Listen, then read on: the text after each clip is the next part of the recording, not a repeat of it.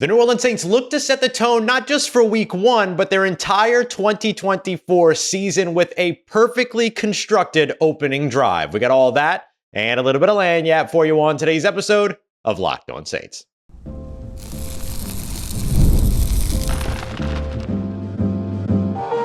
You are Locked On Saints, your daily New Orleans Saints podcast. Part of the Locked On Podcast Network, your team every day.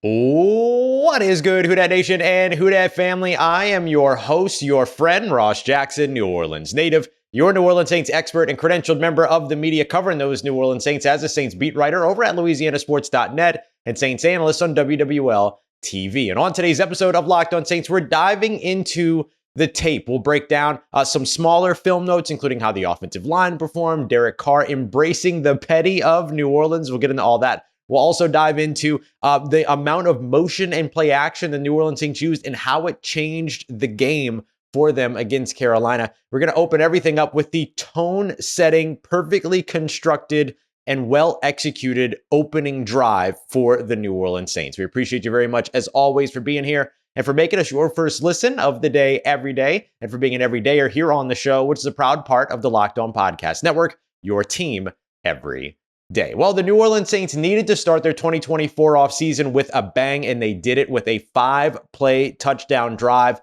that wasn't just well executed, that wasn't just exciting, that wasn't just new and fresh feeling, but was perfectly sequenced. And when we talk about sequencing, you might remember this conversation back from when Klint Kubiak was hired as the New Orleans Saints' new offensive coordinator back in February. Now, you might also remember these conversations as well around sequencing during the Carmichael season last year about sort of a lack of sequencing and things making sense in terms of building off of one another and all that. But most recently, we've had that conversation around Klint Kubiak. And the reason being is because when Klint Kubiak was hired back in February, remember he was one of our 1A, 1B conversation for offensive coordinator, I spoke with some folks that I know that have covered Kubiak during his play calling time in Minnesota as well as in Denver. And one of the big question marks that they had around him, or that they shared around him, was the fact that during that time, he struggled a little bit with sequencing, putting things in order in a way that built off of one another.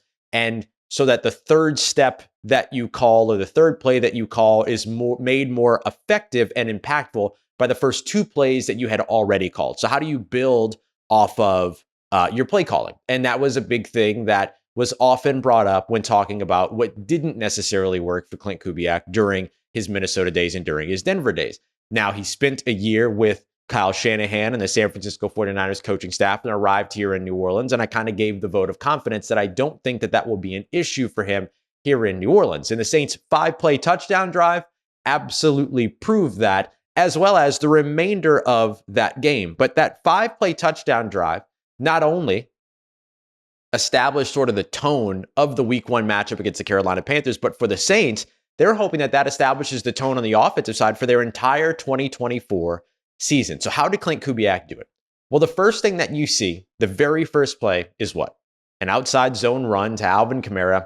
You see the entire offensive line. You get the lead block on the split zone release by Taysom Hill, who I think I mistakenly said was lined up at fullback. He's actually in motion coming from one side to the other. Crosses the line of scrimmage, gives a block out there. You get Foster Moreau out there as well. He's moving with the offensive line. A big 9-yard pickup that was a combination of a couple of things that worked on that play. The blocking was outstanding, right? You can look at the tape and you can break down the tape and you can see all of the Saints offensive line jersey numbers, the backs of their jersey, or the jersey numbers on their backs, all facing Alvin Kamara the entire time, which kind of just gives you the approximation that, okay, they're blocking. They're doing a great job, right? They're the guys that are in front of Alvin Kamara. By the time that Alvin Kamara actually initiated contact with the Carolina Panthers defender during that play, he was already about 4 yards downfield. And that's big. You want to create yards before contact for your running backs. Dennis Allen highlighted that in his Monday day after press conference yesterday. So he ends up being able to push through and gain an extra 5 yards. So I would say that you look at the blocking, right? The yards before contact, and then Alvin Kamara's good decision-making. There was a hole that had opened up between Taysom Hill and one of the offensive linemen that he could have been tempted to try to take, but a Carolina Panthers defender quickly filled that gap. So what does Alvin Kamara do? Instead of being tempted by that gap that might have looked like it was open from his perspective, he actually stayed closer to his offensive lineman and then plummeted through. So I think it's the movement, the blocking, and then his good decision-making to be able to take advantage of all that. The very next play, Taysom Hill goes from being a lead blocker to being a runner with a lead blocker. Adam Prentice leading the way. Motion on both of these plays as well, by the way. Very next play, you go to Foster Moreau over on the opposite side, pick up a yard, but here's what the Saints did. It's not just the fact that they picked up a yard on a passing play, but think about the first two plays. Outside zone run to one side, outside zone run to the other side, and then they come back for 2nd and 9, play action on what looked like it would have been a stretch or an outside zone run, or at least an outside run, and then a bootleg off of that play action to be able to hit a levels concept. He had Derek Carr had a low, medium, and high option. He went to the low option, which was the right choice. And the play didn't work to perfection by any means, but it makes sense. The sequencing makes a lot of sense. Then the Saints come off of that. They go to a screen over to Alvin Kamara over on the left side. So now you're challenging horizontally in your passing game, right? You've gone to the short pass over on the right side. You go to the screen pass over on the left side. Alvin Kamara picks you up an additional 5 yards and puts you at an advantageous 3rd and 4. Good situation to be in. You could conceivably run on a 3rd and 4. You could shoot at the sticks, shoot for the sticks at a 3rd and 4, or you can do what the New Orleans Saints did. All of the fancy stuff out the window for a second. No play action, nothing like that. Just a straight drop back and an opportunity for you to win downfield. And the scheme of the routes that were being run, perfect. No receivers running into the same area. Even those that are in the same general vicinity had really good spacing, and every route that was on the field made sense. And I'm going to continue to say that. Made sense. Sequencing, all of those things, it all worked for New Orleans. So what do you get? Over on the right side, you get a pivot route by Chris Olave. This is against a cover 3. So you're looking at a deep middle safety and then 2 defenders that are taking basically the hash out, right? The outside thirds of the field, let's call it. So over on the lone side or over on the weak side, you have Chris Olave running a pivot route. Pivot route, think about it like a 7 almost basically, but instead of it going, but the point of the 7 goes towards the sideline. And so you push up field, you fake inside, and then you whip around towards the outside. So you're running kind of like this reverse 7 in a way. That pulls that right 3rd corner down. Then over on the side where you have a tight end and you have 2 options, you have 2 routes being run. You have Rashid Shaheed running the deep post, and right underneath him, you have Juwan Johnson running this over route. As he runs the over route, the safety ends up getting pulled down. And then that is what ends up opening that play and that touchdown pass to Rashid Shaheed, because that safety vacated the middle of the field, crashed down to the over, bid on that one. And because he did that and then didn't have anybody up over the top to help that other outside corner, boom, Rashid Shaheed's the easy option. But here's the thing. If that safety doesn't crash down to the over and instead does take Rashid Shaheed out of the play, the over route that Juwan Johnson was running would have been open. Why? Because the pivot route or the whip route that Chris Olave ran on the right side of the field pulled that deep third corner down. And so he would have had over the top of that corner open.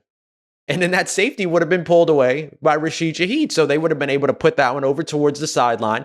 And then you still would have had a big gain to Juwan Johnson. Maybe not a big 59-yard touchdown to excite the Superdome, but still would have been a very, very exciting play. So you could see how everything just worked together. And then give a nod to the New Orleans Saints individual levels of execution that ended up making it all work. So the Saints setting the tone, not just for week 1, which worked out, but let's see if that sets the tone moving forward for the New Orleans Saints as they go through, because everything it's not that it just worked, but everything was kind of put in its best opportunity, right? It was given the best opportunity to work because it was all sequenced well. And again, it all made sense for the New Orleans Saints. Excellent stuff over on the offensive side there to open up the game. And excellent stuff throughout the game. You're going to be startled when you hear these motion and play action percentages as we continue on with today's episode of Locked On Saints, part of Locked On Podcast Network, your team every day.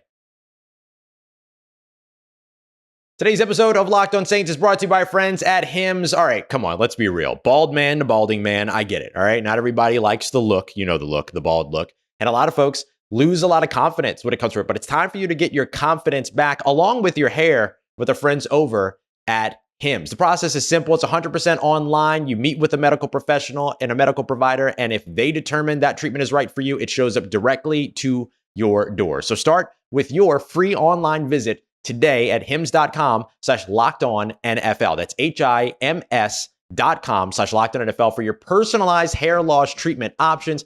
hims.com/lockedonnfl. Results vary based on studies of topical and oral minoxidil. Prescription products require an online consultation with a medical healthcare provider who will determine if a prescription is appropriate. Restrictions apply. See website for full details and important safety information.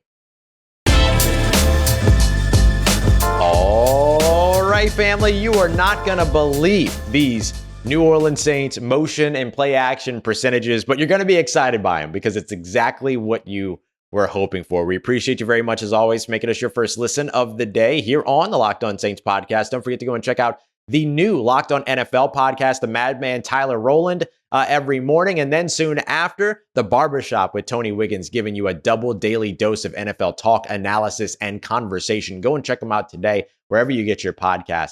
Over at Locked On NFL, part of Locked On Podcast Network, your team every day. I'm not going to delay here. I'm just going to give you the numbers, and then we'll dive into why I think this is important. But the New Orleans Saints ran motion on 66.1% of their plays. 41 out of 62 offensive plays were actually run, right? Some of those, there were 67 total plays run from scrimmage, but some of them were negated due to penalty and all these other things. So you could probably even get a higher percentage out of those. But when it comes down to what the Saints did in this one, it was exactly what you wanted to see from the motion perspective. Well, how about the play action perspective? Well, Derek Carr ran play action on 40% of his dropbacks in this game. 40% of his dropbacks. I'm going to tell you why those two numbers are important. Let's start with motion. The New Orleans Saints were one of the teams at the bottom of the NFL last year when it came to motion usage across the league. It's something that we complained about all the time. It's something that we criticized them for all the time for not doing that. It's something that we continuously asked their former OC about all the time. Like, why not use motion? What's the potential for the potential negative to using motion so that we would be able to better understand it? And for the most part, they just didn't use a lot of motion. And so New Orleans being able to get to a point now to where they're running motion on more than half of their plays. And I'm thinking back to it, a lot of the times that they didn't run motion were, their third downs or not even their third downs, but were, certain situations where maybe motion wasn't appropriate. Maybe they didn't run it as much once Jake Haener came in at the end of the game and stuff like that. Like, there's just less you have to do when you're just lining up, running the football and winning a football game at that point. So I think that that even kind of swells some of those numbers. So it's just a really good shift to see for New Orleans. It's exactly what we wanted to see for them. I mean, you look back to like Seth Walder, for instance, who does the motion reports at different points throughout the season. And at the end of the season last year, the Saints were one of the last in the NFL when it came to motion at the snap, i.e. motion that's still moving when the ball is snapped. But they were also one of the last in the NFL when it came to just general use of motion as a whole, which includes motion at the snap, as well as motion that gets settled before the snap. So really good to see this leap for the New Orleans Saints, who are hovering around like the 14% area in that conversation last year. Really, really good to see the improvement here, getting all the way up to 66.1% going into this one. I mean, just absolutely, a humongous jump. I mean, looking at last year's numbers per Seth Walder, the Saints were it was 33.6% in terms of total use of motion. Only a couple of teams maybe using less than that. I think the Philadelphia Eagles were somewhere towards the bottom in that number as well. But just not great. But then they were hovering around 14% when it came to motion at the snap. Yeah, the Philadelphia Eagles were dead last in the NFL, and the New Orleans Saints were basically, from what I can see here, second last in the NFL in motion usage. If the Saints last year had finished with 66% of motion, they would have been in the top 10 probably when it comes to motion usage based on last year's numbers. So that puts them in a really, really good position in terms of how they're starting off the year and identifying themselves or reintroducing themselves, if you will, but then also building an identity around the use of motion. How does motion help? Well, it helped big time against Carolina in terms of freezing linebackers at the second level, not really necessarily sure where to look, where to go, where the ball was going, and things like that, because you can mix and match some of this motion and play action and get them working together. For instance, there was at one point where you had a receiver in motion and the ball was snapped while they were in motion behind the line of scrimmage, and the defense didn't know if the quarterback still had the ball or if the quarterback was going to hand the ball off on a jet sweep to that receiver.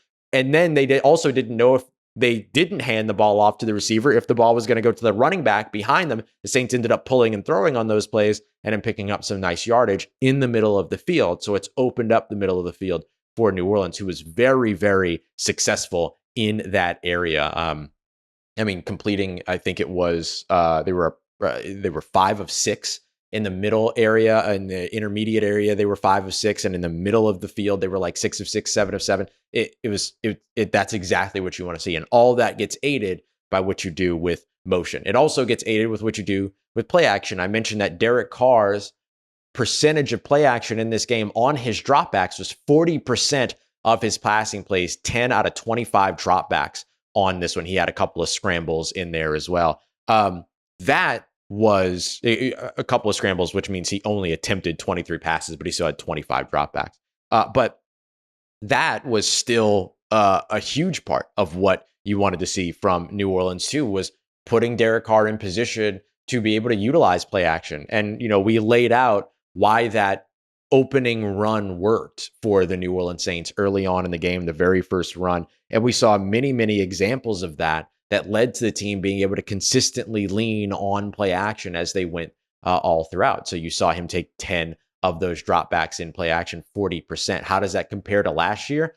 14% of Derek Carr's dropbacks were play action. Now, the Saints probably aren't going to hover around 40% their entire, 2025, 2024 season or anything like that. But it's a pretty good indication, at least, of what it is that the Saints want to do. That, like, it is, again, a part of the DNA that they want to be able to utilize. If you look at dropback percentage of play action in this season in 2024, Derek Carr is near the top of the NFL when it comes to that distribution after week 1.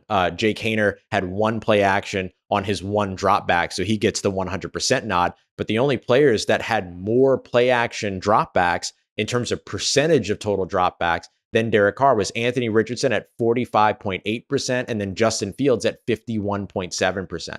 So solid stuff for Derek Carr and for the New Orleans Saints there, because you wanted to see that. And again, how does that play action help? Well, again, it freezes the middle of the field, freezes those linebackers, gives you an opportunity to be able to attack the middle of the field. Once you've attacked the middle of the field, then they start to play back, and then it also helps out your run game. So both of these things feed into and complement one another, where you're talking about how the run game makes the play action better, but also play action and the passing game makes the run game a little bit easier, a little bit more open, forces them to stretch and all these other things. Even though Alvin Kamara still saw one of the most amounts of 8-man boxes, defensive boxes in the NFL during this game. So when you have that many people that are clopping, that are kind of like cluttering the line of scrimmage and everything, you want to use that play action, because you want to be able to kind of draw that aggressiveness out of that middle of the defense and then be able to attack in the passing game. So, huge for New Orleans. 66.1%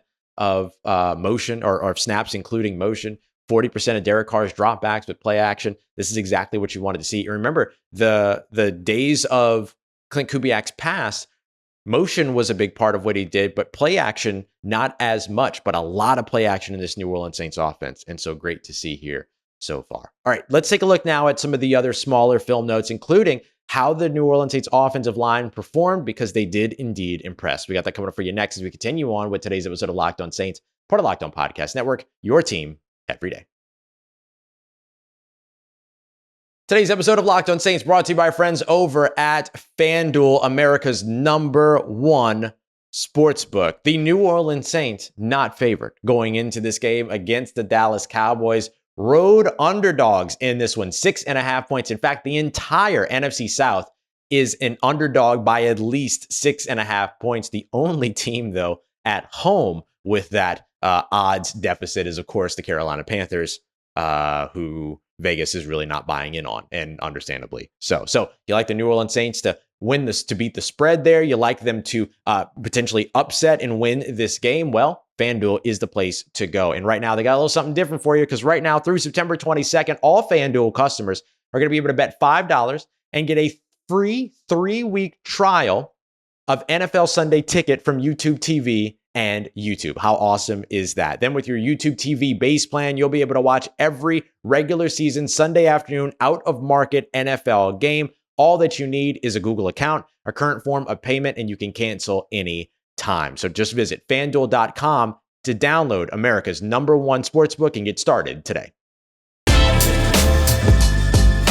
Let's get it. Who Dat Nation, the New Orleans Saints offensive line impressed in its 2024 season debut, but will they be able to prove it against better competition is, of course, going to be the question. We appreciate you being here. We will be back with you with another episode tomorrow morning, breaking things down even further and starting to turn our attention over to Dak Prescott and the Dallas Cowboys. What did the Dallas Cowboys do in their big win against a really strong defense, or who we thought was going to be a really strong defense, at least, in the Cleveland Browns, in order to get a look at everything? So we got all of that coming up for you as we go through. So the New Orleans Saints. Offensive line was a big question mark coming into this season. Of course, something that we all wanted to see. And I thought the offensive line performed well. I mean, if you just look at the numbers and if you just look at the tape, it's pretty simple to see that they performed well in this game. You saw them lose their starting left guard at one point, Landon Young step in and still be able to maintain their efficiency.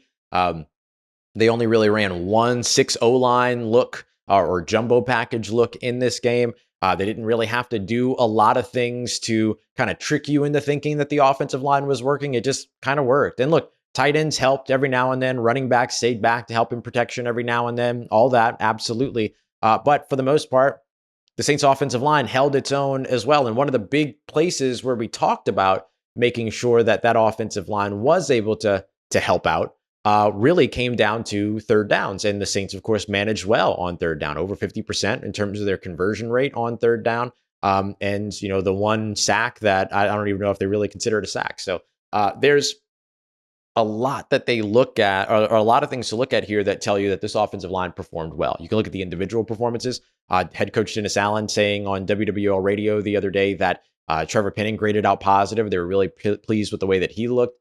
You can look at the individual performance of Landon Young stepping in and being able to hold his own. Taliese Fuanga was actually the highest graded, or one of the best rookie offensive tackles in the NFL in the opening week, the debut. I believe he was #1 in a lot of different metrics, whether you're looking at pass rush win rate, pass block win rate, and all these other things. And the Saints had one of the best pass block win rate percentages, according to ESPN, than any other team in the NFL. They were one of the top 5. And so all good signs there on top of it all. And I mean, just look at the raw numbers too. Like, instead of having to look at like all the little fancy like analytics and stuff like that, they allowed 2 pressures. That's it. One from Lucas Patrick, one from Trevor Penning. That's it. It was a solid game by the New Orleans Saints offensive line. Now, you have to ask the question here for sure, how much of that has to do with how bad the pass rush is in Carolina. Even Julian Council, coming into this game, host over on Locked On Panthers, talked about how the Carolina Panthers had one of the worst pass rush units in the NFL. And so we have to kind of look at that. But look, on top of that, they performed extremely well in the run game. At one point, Trevor Penning absolutely flattened, actually threw Derek Brown, the best defensive lineman in Carolina, into 2 other defenders by the time that it was all said and done. I mean, just outstanding road grader stuff, creating big holes, all of that. So they'll get their real test, or another big test rather, against the Dallas Cowboys this weekend. But if they wanted to, build some confidence, I think beating up on the Carolina Panthers at least build some confidence for you. And then we'll see what the more longer stated answer of this team is, or what it looks like going into this Sunday's game against the Dallas Cowboys. So we'll see. But I thought, hey, look, you wanted a good performance. There's an opportunity for you to build some confidence, build some stability, build some rhythm and all that against the Carolina Panthers defensive line. That's, okay. And they did it. I think that they did that. So let's see if they can carry that rhythm, carry that momentum, carry that confidence into this week against the Dallas Cowboys. Because if the Saints offensive line looks good against the Dallas Cowboys, everyone's tone around this New Orleans Saints offense finishes its complete change. I think a lot of the tones changed after the week 1 performance because we saw things like, Klint Kubiak sequencing and play calling and the individual efforts and the execution and all these things so clean right off the bat, right? Like a lot of teams play against teams that are worse than them, and not all of them score 47 points and score on their first 9 possessions. Like we're having 2 different conversations here. And so I think that like that is something that maybe turns some of the conversations, but now there's still question marks, right? Can you prove it up against, a better team? And if they do, and especially if the offensive line does against Dallas, then we're having a very different conversation about this New Orleans Saints team at this time next week. That's for sure. I loved seeing Derek Carr embrace a little bit of the petty. We love petty here in New Orleans. I'm born and raised here in New Orleans. I know how much we love petty. I had petty neighbors. I was petty. I came up petty. My peoples was petty. My peoples were petty. My non-peoples were petty. Like everybody was petty. And I think that like we really moved into the petty era of the New Orleans Saints during Sean Payton's time and all that kind of stuff. And it's something that this city has embraced, right? Attitude, resilience, determination. I ain't worried about you. I'm trying to do me, like all these other things while also taking care of one another through when it comes to our people, right? And being familial with other New Orleanians, but then, looking at other people like, what are you looking at me for? Everything. And so like, I loved seeing Derek Carr kind of lean into that a little bit. Derek Carr said in his post-game press conference that he tried to, maybe kind of prove something to fans, the organization, and to his teammates when he lowered his shoulder at one point on a 1st and 10 scramble in the 3rd quarter. And I don't know if that necessarily worked. I think it was great to see that, but then he ended up getting chewed out and getting into some trouble on the sideline because, no coach wants their quarterback lowering their shoulder and doing that, right? Like that's Taysom Hill's territory and Taysom Hill's territory only. But I'll tell you what endeared Derek Carr to New Orleans Saints fans, based on what I'm seeing on at least like the social media landscape, is him talking trash to J.C. Horn and saying, hey, I got 3 touchdowns on you. 3 of them on you. And everything. Like I loved seeing sort of that attitude come out. We saw Will Harris John with some Panthers and stuff like that. Like it's good to see that, right? Like that's the first time that we've really seen, I think, Derek Carr kind of embody sort of that spirit of the city and kind of like let somebody know, you know what I mean? Like, hold up, let me put you on game for a second. Like I love seeing that. So I thought that was really cool to see. I saw it again as I went through my film review, and I was just like, you know what? I want to highlight this. I wrote about it over at LouisianaSports.net, but I wanted to mention it here on the show too. Whatever advice New Orleans Saints cornerback Alontae Taylor is getting from Chase Young, Carl Granderson, Cam Jordan, and the other defensive linemen, it's working. It's absolutely working. The thing that's so good to see when you see an edge rusher, or not an edge rusher, sorry, I'm trying to change Alontae's position again. But whenever you see a corner come off the edge and end up getting a sack in a game, let alone 3, but getting a sack or a pressure in the game, is that for a lot of these guys, what is easiest for them to do is the run the arc part, right? They're small, they're athletic, they're fast, and so they can bend and get around the edge. But what happens when they get, some contact, right? And how do they fight through contact? How do they use their hands and all these other things? And so whatever it is that Chase Young, Carl Granderson, and Cameron Jordan are sharing with Alontae Taylor, share with everybody. Share with everybody. Train everybody up. So that was great. And then I also wanted to mention Chase Young, just absolutely disruptive in this game. Constantly in the backfield, constantly a pest, constantly like effective in the run game too. Like everything the New Orleans Saints wanted to get from Chase Young. Sans actually getting a sack in this game, but that's okay. They got in this one. And so really excited to see him go up against familiar opponents in the Dallas Cowboys, a team that he spent years and years and years going up against. And he's got the confidence to basically say like, I've already faced them. Like I know what they like to do and all these other things. So I'm curious to see what kind of an impact he has, because if he has a big impact, that could change the entire sort of fabric of the game if he's going off against a team that he's familiar with. So really something that I'm looking forward to seeing going into this game this week, especially after seeing his performance against the Carolina Panthers. All right, y'all, we appreciate you very much for being here, making us your first listen of the day every day. We'll be back with you tomorrow morning with a fresh episode taking a look ahead to the Dallas Cowboys and, of course, crossover Thursday on Thursday. Until then, make sure you also go and check out the new Locked On NFL, Locked On Pelicans with Jake Madison and our good friend Matt Moscona over at Locked On LSU. We appreciate you very much, as always, making us a part of your day, part of your routine, for saying yes to me and the show. As always, if you see me, please say hi. And if you need anything else around your New Orleans Saints in between these episodes, make sure you follow me on your favorite social media at Ross Jackson, NOLA. Hit me up. Let me know how the family's doing. Let me know how you living. Let me know how you're momming them. And trust Who Dat Nation, I'll holla at you.